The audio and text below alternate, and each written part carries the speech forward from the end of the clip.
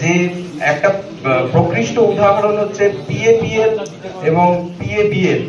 তো আজকের দিনে দেখা যাচ্ছে যে ক্রেডিট ডিসিশনটা মানুষের হাতে থাকছে না, ক্রেডিট ডিসিশনটা আর্টিফিশিয়াল ইন্টেলিজেন্স করে দিচ্ছে অ্যানালিটিক্স এর থ্রু দিয়ে। তো কাকে লোন দেব, অ্যাডভান্স ফাইন্যান্স কাকে করব, সেইটা আর মানুষকে ভাবতে হচ্ছে না, সেইটা মেশিন করে দিচ্ছে। শুধু মানুষের Good afternoon.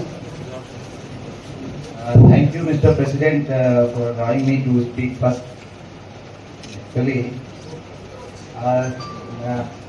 this is after a very long time I am sitting on the dais. Actually, I used to sit there when I was presenting association and central committee member and all. Now I feel more responsible that I am one of the representatives I am so called from management side. I don't feel so. I am very much a part of